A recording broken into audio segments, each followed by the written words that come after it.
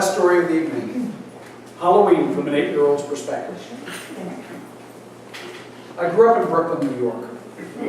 I lived on Day Hill Road, which is the outskirts of Bensonhurst, near Gravesend, heading in the direction of Coney Island. The names keep changing, but you know what? It was my neighborhood. And all I knew was Day Hill Road. And it's actually kind of hard to explain to people sometimes that have never lived in a city or were born and raised in a city. Neighborhoods. To conceptualize, you have several small square blocks that will have probably about the same amount of people as a small town in the Midwest in them, living in there. And it's the same stories. Everyone knows everyone else's business. Everyone knows everyone else's ideas. You know who's fighting with who. You know who's arguing with who. You know who's still fighting. You know which houses are which houses have pizza night while you're having tuna noodle casserole left over. Neighborhoods, fields. This is where I grew up in Brooklyn. The sights, the smells of the city. The bad ones as well as the good ones. The fun ones. Fall rolling into New York City. Fall rolling into Brooklyn. You could smell Coney Island not too far off, the salt water. You could smell the leaves that are coming down, and there are trees in Brooklyn. You collect the leaves, there's even pine cones falling down to collect. And in Brooklyn, come Halloween, houses instantly transform. Overnight. It's part of the game. It's a competition. Same thing at Halloween as Christmas. You have to be the first one to transform your house overnight into a Halloween house, which is why I still do it.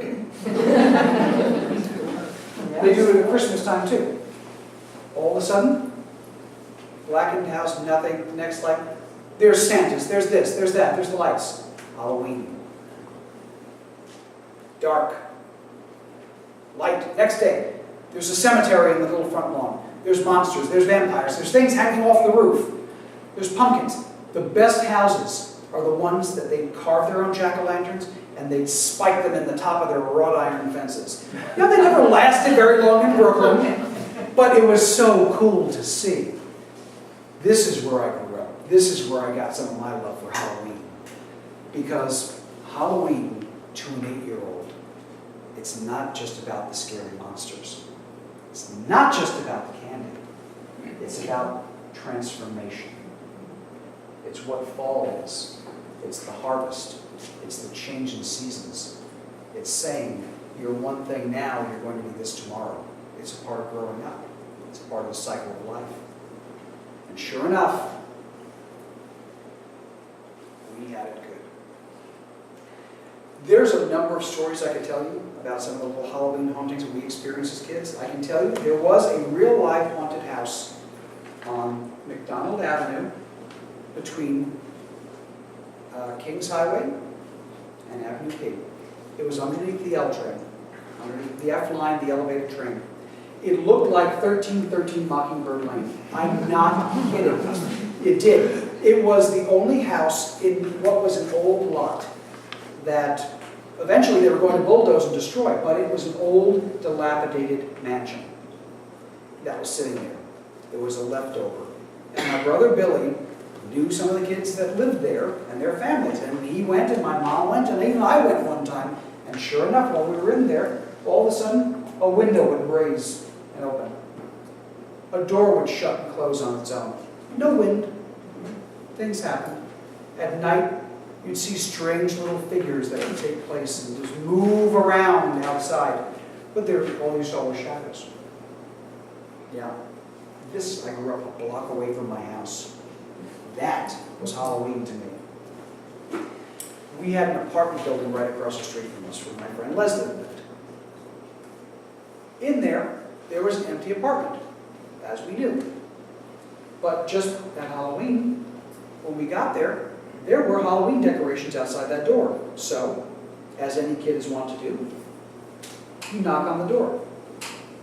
The door opened up with no one behind it. The hall light is red, and just down the hallway. And we heard a voice calling from further in the apartment, come into my parlor. When we ran away screaming, obviously, but we came back with reinforcements to do the same thing again. Yeah, we did the same thing again. Knock, knock, knock. Red light. Come into my parlor. Ah! Everyone runs off. No one ever got the candy from them. But it was fun to do it. We did it like 3 or 4 times. 2 days later, we see the building custodian showing that empty apartment out to potential renters. I don't know. Maybe somebody was having fun with us. Maybe not. Halloween. Halloween from an 8-year-old's perspective. The candy. Chocolate is the best candy in the world. I don't care who you are, where you're from, you give someone chocolate, they will kill a monkey for it.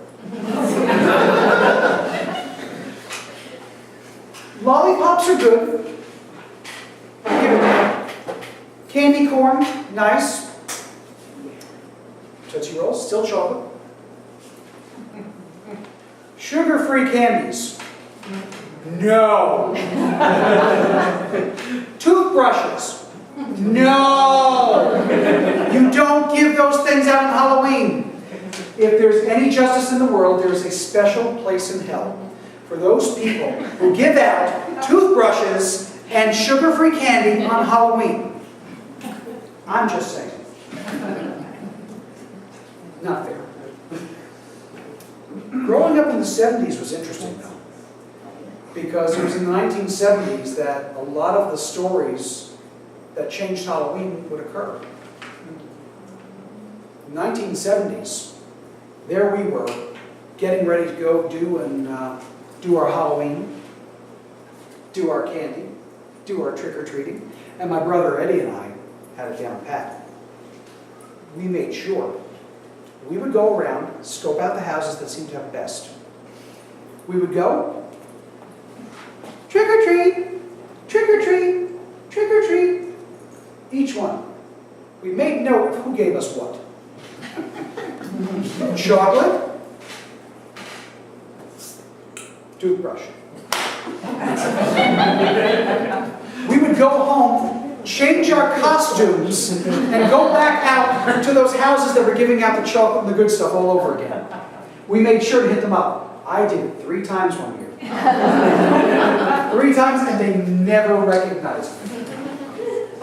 Yeah. Halloween was fun. But like I said, the 1970s came, and Halloween changed. In the 1970s, they started all these rumors about poison candy. Poison candy. Razor blades in apples. Exactly. Does anyone remember? Pins in Snickers bars. The Snickers minis had pins in them. That rumor was started by the Hershey's Company, by the way. Just saying. Yeah. Now, as we found out years later, there were no recorded cases of any poisoning of kids. There's only one recorded case, true recorded case, of someone who had been given poisoned Halloween candy. And that was by their parents. The parents killed their kids. They poisoned their own kids with their Halloween candy. That's the only recorded case in the United States. But in the 1970s, that didn't matter. Because my parents came, and if it gave the appearance that a wrapper might have been twisted or untwisted a little bit more, out it went in the garbage. Do you know why I had to keep going out 2 and 3 times to get this candy? Because of the collateral damage. It was awful. It was terrible that these things would happen. But they did. And the fear. You see, when you dress up and you're going hunting for that candy, you are transforming yourself. And that's the beautiful thing about putting on a costume. You can be a witch, a warlock, a ghoul, a zombie, a fairy princess, a police officer, a hobo, a dinosaur. Doesn't matter. The thing is, you instantly transform yourself from one thing, which is a little child, into something else. You become one of the other spirits out there. One of the other things that's slowly shifting its way through the murk and the dark. You're insulated. You're protected. You become one of the monsters. You become one of the spirits. You become one of the others versus who you are, which is just a fragile, innocent little kid. You become protected. And that's the beauty of Halloween. Transformation. Transforming your house. Transforming yourself. Transforming your bank account by paying for all that candy. You change everything about you. But there were real monsters out there. The ones that start those horrible rumors about poisoning candy. We had just survived the summer of '77 in Brooklyn, New York. And for those of you who are old enough to remember the summer of '77, part of it was the blackout of '77, where you had good people start doing bad things during blackouts. We just gotten through that. Summer of '77. Are any of you familiar with the name of the Son of Sam? 44 caliber killer who was killing people in Brooklyn, where I grew up.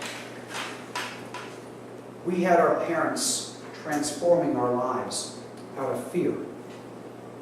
It's not the fear of monsters. It's not the fear of the boogeyman, vampires, or zombies anymore. It's the real life monsters, the true scary ones that were altering my holiday and my time. Changing what is the harmless fear, the harmless fun, by interjecting real monsters into it. And yet, some of that still stays alive with me today. The 8-year-old is still in me. The 8-year-old remembers what it was like before all these things happened.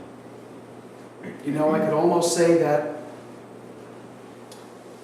it would be 2 years after my 8th birthday when Eton Patz disappeared off the streets of New York, permanently ending New York City's ability to have kids trick-or-treat anymore in safety. It changed everything. Nowadays in Brooklyn, kids trick-or-treat in stores. They rarely go from door to door and house to house. And it's something that we've lost. Which is why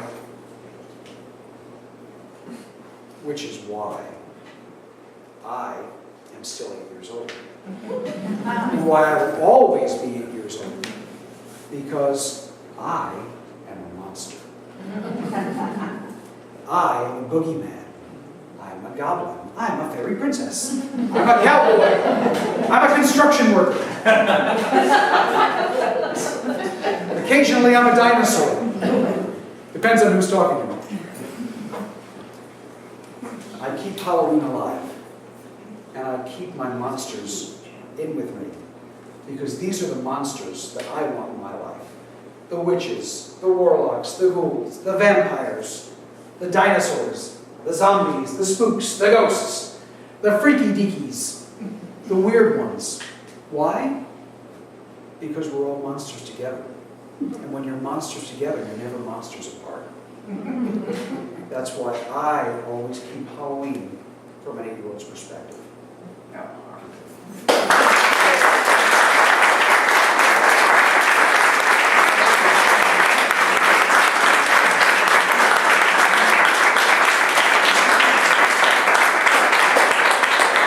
I have one poem for you tonight, so you're lucky. This poem was inspired by two things. One, the story I just read to you. The story of me being an 8-year-old and keeping that love of my monsters from 8 years old. The other,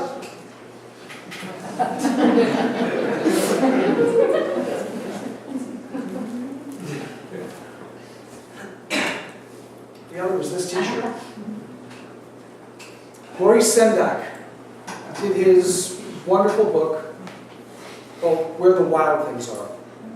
And I found this t-shirt with one of the monsters on shore saying goodbye to Max, the little boy, as he traveled back to his world. And that's me. Because you know what? I never identified with Max. I always identified with the monsters. This poem is called Goodbye to My Monsters. I said goodbye to my monsters today. I said goodbye to my dreams. I said goodbye to the gnashing big teeth. I said goodbye to the screams. Childhood's ending and it's time to grow up. That's not what I wanted to do. Parents are tough and encourage this change, but the change all occurs inside you. Goodbye to the forests. Goodbye to the caves. Goodbye to the spooky old things. Goodbye to the shadows. Goodbye to the whispers and all of the terrors they bring. I'm all grown up now. I've almost turned 8. It's time to put monsters to bed. Though my heart's feeling sad, I know it's all right. The monsters remain in my head.